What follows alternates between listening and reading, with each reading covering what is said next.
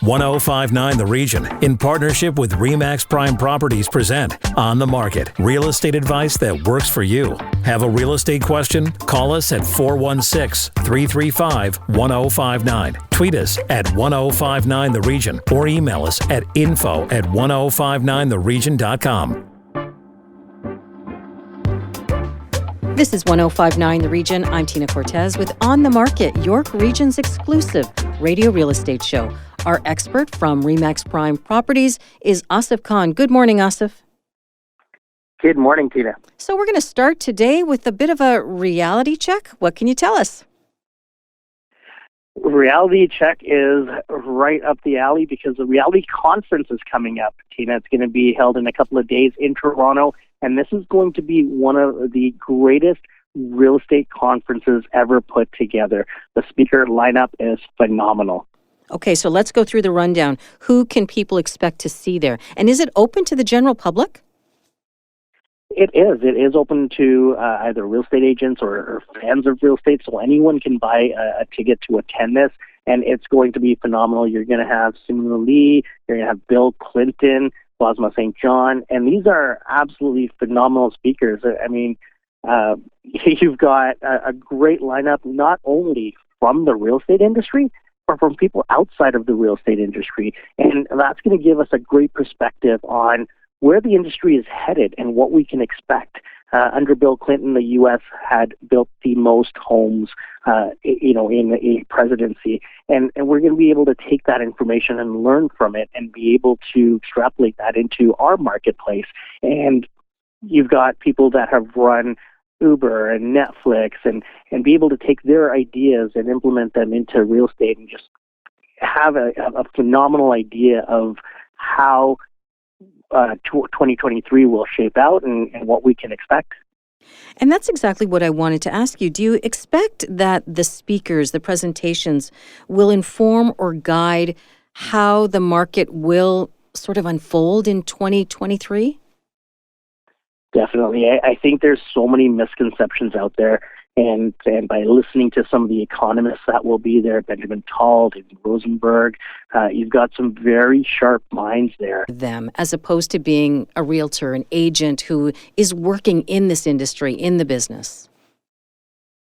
So real estate affects everybody. Everyone that either owns property or rents. I mean, everyone has a home that they live in. And there's different ways that the real estate market affects everyone. So I think it's a hot topic right now. It's what everyone talks about. It's what everyone kind of gathers around around the water cooler when they're talking about buying or selling or how the market is or what their neighbors sold for. So this is going to be great information for everybody to be able to take back and share with their peers, with their family, with their colleagues, and it's going to give them a better idea of where they see the market going and what, then they can plan better as to whether they're going to buy next year or sell next year or invest. And it's going to give them good background to be able to make those decisions and make those informed decisions. Well, there is no doubt that the information is power, and that's what we all need to make the best decisions for our lives and the lives of those around us. Asif, give us the 411 in terms of this conference and where we can get tickets. And that's the reality conference. It's put on by the Ontario Real Estate Association, and it's going to be held on November 22nd and 23rd. It's going to be at the Beanfield Center, which is right downtown. It's on the CNE grounds right beside Hotel X. Great location, very easy to get to, phenomenal lineup of speakers, and it's going to sell out. There's been so much interest just over the last couple of weeks after the speaker lineup was announced. And to get tickets, you're going to go to realityconference.ca. That's realityconference.ca. After the break, we hear from the coach, the real estate coach, that is. This is On the Market on 1059 The Region. Stay with us. Need to connect with Asif Khan from RE/MAX Prime Properties? Call him 416-985-KHAN. That's 416-985-5426. Or email asif@thehomeshop.ca. Now, back to On the Market on 1059 The Region. Welcome back to On the Market, York Region's radio real estate show. Over to my co-host and our real estate expert, Asif Khan from RE/MAX Prime Properties, with today's guest. Asif. Thank you, Tina. Joining us from Edmonton, Alberta is Craig Pilgrim. Craig, welcome to On the Market. Thank you very much, Asif. Thank you, Tina. Craig, there's been so much talk about whether this is a bull market or a bear market. And a bull market is typically defined as a heated market, which you see greater than average price appreciation over a specific time period. And a bear market in real estate is typically defined as a significant decline in home prices over an extended period of time. Seeing what you're seeing with your coaching students across Canada, would you say you were in a bear market right now, and will that continue, or will it be a bull market as we move forward? Well, I think I'm certainly not an economist, but looking at the definitions you gave with respect to a bear market, I think that's where we're headed. That's where we've been. I know the conversation is always with the description over a period of time. I don't frankly think there's been enough time to decide whether the market's bear or bull. At the end of the day, though, prices have been declining across the country, and the numbers of transactions have been declining across the country. And I suspect that will continue into the new year.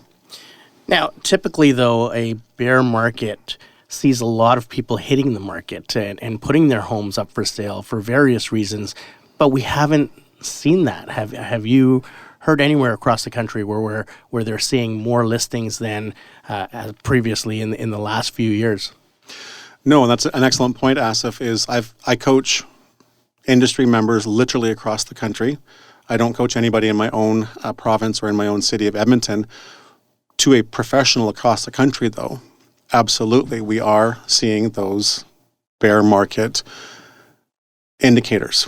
That is the decreased activity, decreased prices, but we're not seeing all of those people rushing to market to list their homes anywhere. And what do you think that is, Craig? Well, I think a lot of it is simply people need somewhere to live. And people in times of concern, times of crisis, times of fear, tend to sit still. They're not going to necessarily make a move unless they have to make a move. And you and I have talked before about the sort of the big five, the birth, death, divorce, marriage, and job transfer. If those factors aren't at play, people tend to stay put. True. And with the immigration that's coming in, how do you see that for 2023? How do you see that playing out for 2023? Well, I've always really struggled with this notion that our markets across the country are going to be such a challenge when they take into, they being my friends call them the food scientists, the theys, when they take into account the typical factors of prices and so on. What I think gets overlooked more often than not is the immigration and the effective immigration and interprovincial migration. And I believe prices will increase next year in many parts of the country, especially in Lower Mainland Vancouver and in parts of the GTA, because there are simply more people coming here and more heartbeats than there are houses. And they all have to live somewhere. More heartbeats than houses, like that. Now, whenever there's change in real estate, and you look at change right now with the interest rates going up and activity declining, you see a lot of people sitting on the fence and just sitting still. Do you see them sitting still in the future, or when do you see them coming off the fence? I would expect in most places across the country by the middle of January, you're going to see people start coming off the fence. Our market in Edmonton has been largely the same for the last 5 to 6 years, and it's what a lot of my members, especially in the GTA and Lower Mainland Vancouver, are starting to experience now. We've been experiencing for 5 or 6 years in Edmonton, and the way it plays out, and it's going to play out again the same way this year, is now that we have snow in Edmonton, we're sort of rolling into the end of season, if you will, and the interest rates keep going up, and there's talk about them possibly going up again before the year's out. And I look at that like gas prices before a long weekend. And this is how I've always seen it play out in our industry is people jump up and down and scream about the long weekend gas price. We complain about it. Now you can sub interest rates. Once they get used to it, it comes back down marginally. That becomes the new normal. And so I believe these interest rates are simply the new normal. We will roll through Christmas and into the new year, into January, and that will be like the long weekend of gas prices for interest rates, and people will get back into home buying and selling. Interesting. So are you suggesting, Craig, that what you're seeing in Edmonton is basically the barometer for what you're going to see across the country? Yeah, I think I'd stick my neck out on this one and say, yeah, absolutely. We have been living this for 6 years in Edmonton, and with the members that I have the luxury of coaching across the country, that's what we're seeing. Tactics I employed for the last 5 years in Edmonton, we are starting to use now in the GTA and Lower Mainland, and they're effective. The market's changed.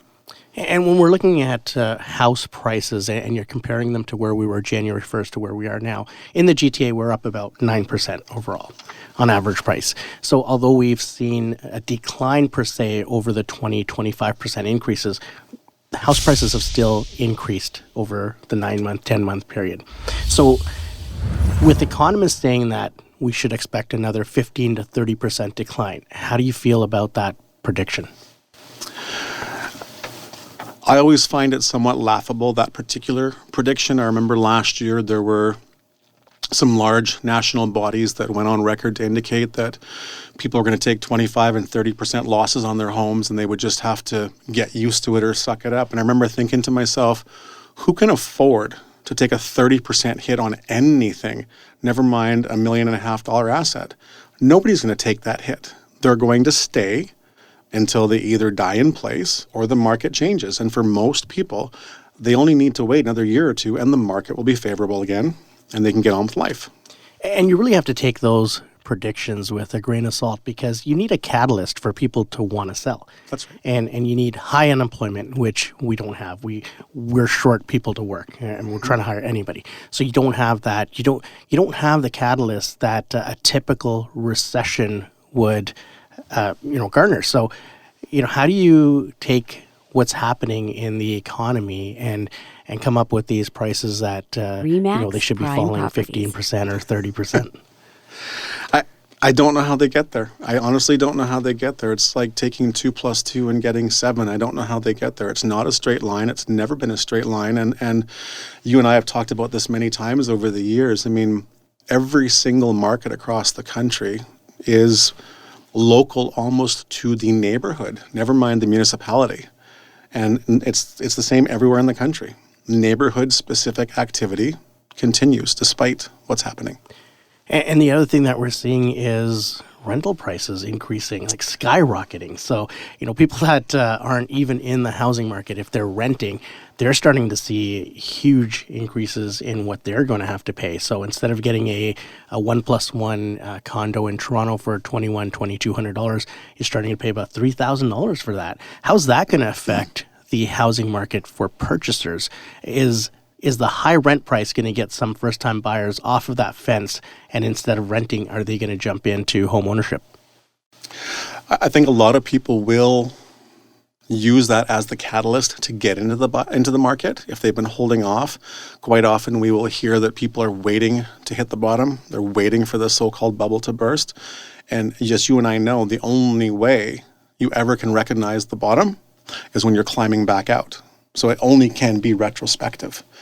The caution I have, the concern I have is I do know of some industry members here in the GTA who have sold properties on behalf of consumers who are in a distressed situation. So the industry member was able to sell the home before the bank actually had to begin foreclosure proceedings. These consumers are now lease clients of these realtors, and what they're learning is the monthly rents are significantly higher than the mortgage payments they could no longer afford to make. And that's a real problem. If you couldn't afford to make the mortgage payment and you've lost the home or in the process of losing the home, how in the world can you ever afford to rent, especially, as you said, rents are increasing? True, and to complicate things more, if you want to say, they're expecting 500,000 new immigrants into the country. Generally speaking, about 30% of those will move to the GTA. So that's going to put a lot of pressure on the inventory that we have. And with people sitting on the fence saying, I'm going to wait until the market improves before I list my house, how is that going to play out in terms of, are we start Are we going to start to see multiple offers bidding wars again as soon as maybe January?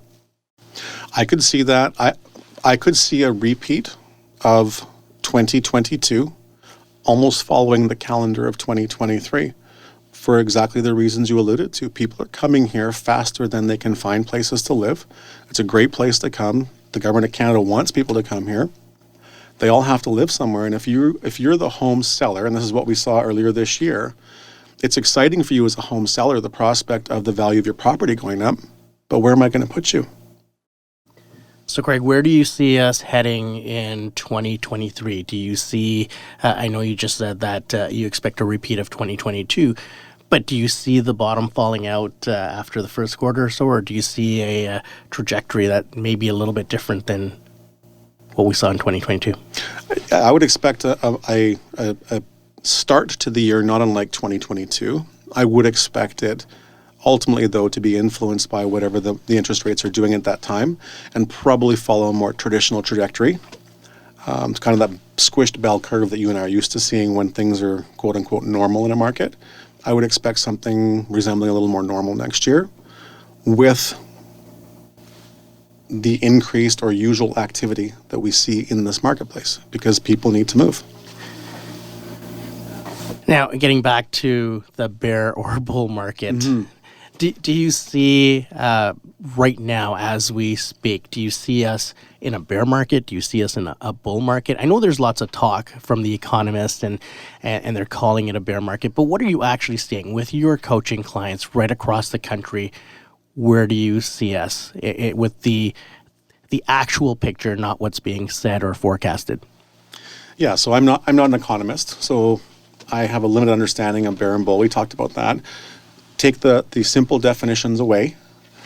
In the end, I see people helping people who are trading in real estate and they're buying and selling homes in what I would consider a normal fashion. Forget months of inventory, forget all the things. People are buying and selling because people need to buy and sell. And that is what is still happening.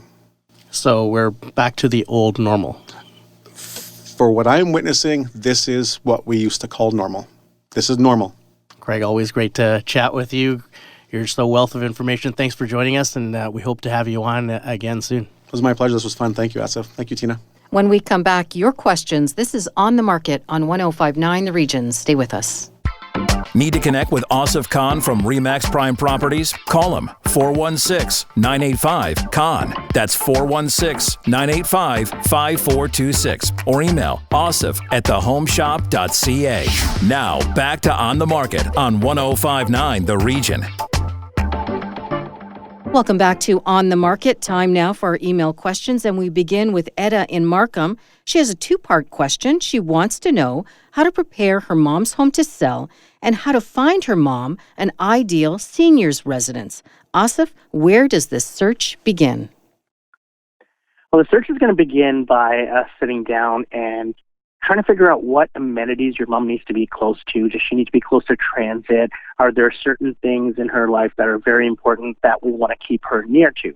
And that could be shopping, it could be friends, it could be family. So we're going to start the search that way. And then there's a number of seniors residences that are available.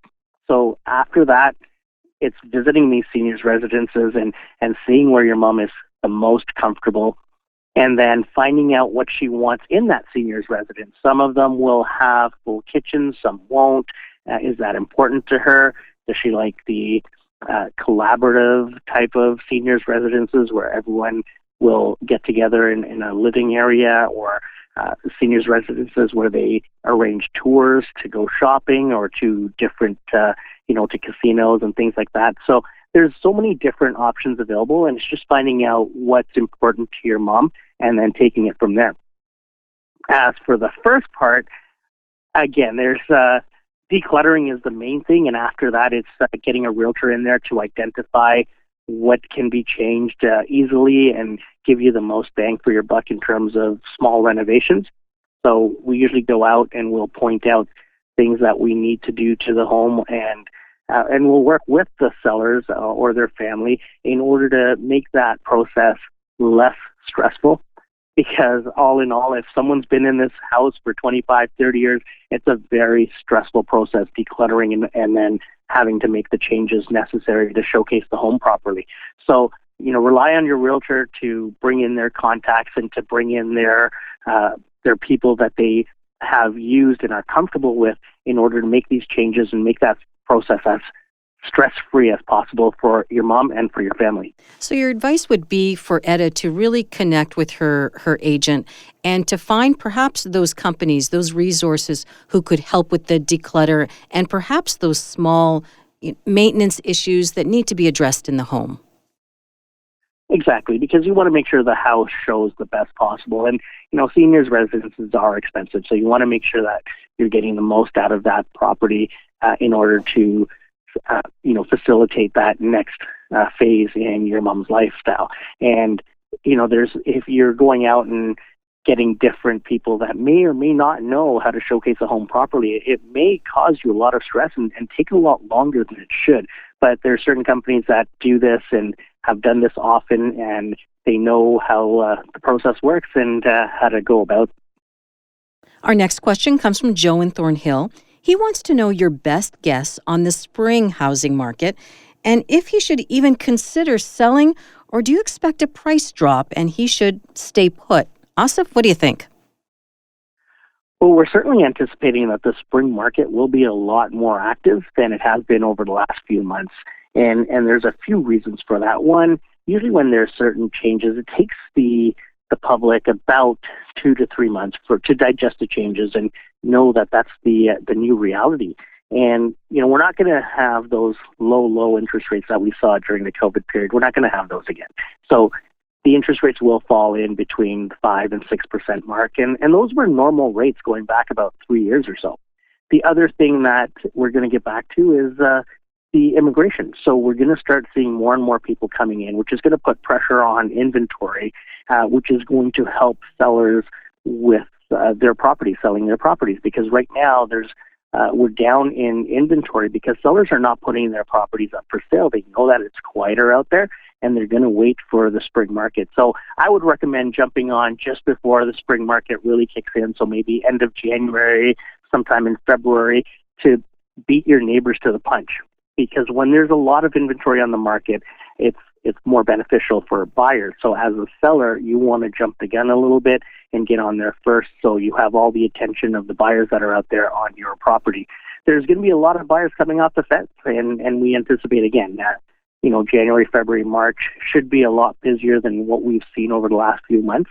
And there's certain reasons for that. And one of the reasons is that we're going to see prices level out. So you're not going to see those price drops that we've seen, or the perceived price drops, because the price drop is basically the change in the mix, which is affecting the price right now. So if you're selling more of the lower ticket items because of what people are qualifying for, the average price is, of course, going to drop a little bit. But we're going to start to see that level out, and it should be a great market for sellers. Let's squeeze in one more. This one's from Linda in Unionville. She owns a condo which she rents out and manages on her own. She plans to raise the rent later this year, early next year. What is the process to do that? So you're allowed to raise the rent by a certain percentage every year, or it goes by what the government or the landlord-tenant board is advising landlords to increase it by. So right now it's 1.2%. So you're allowed to raise the rent by 1.2%. And once you see that, once you've given the notice to your renters that is coming, most landlords will say 30 to 60 days out that they're going to be increasing the rent. And after that, you're able to do that. Now, there is certain properties or types of properties that are exempt from that 1.2%. So I think it's 2018. If anything was built after 2018, you can increase it a little bit more. So you just have to know what your guidelines are, and the landlord-tenant board is where you'd go to, and you can Google it for rent increase guidelines for Ontario, and you'll see what you're allowed to increase it for that year. As a reminder, if you have questions for On the Market, hit send anytime to info@1059theregion.com. But Asif, if our listeners prefer to contact you directly, how can they do that?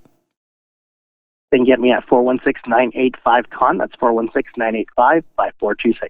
If you missed any part of our show, go to 1059theregion.com or wherever you get your favorite podcasts, including Apple Podcasts, Spotify, Google Podcasts, Amazon Music, and Audible. I'm Tina Cortez. Thank you for listening. Need to connect with Asif Khan from RE/MAX Prime Properties? Call him 416-985-KHAN. That's 416-985-5426 or email asif@thehomeshop.ca.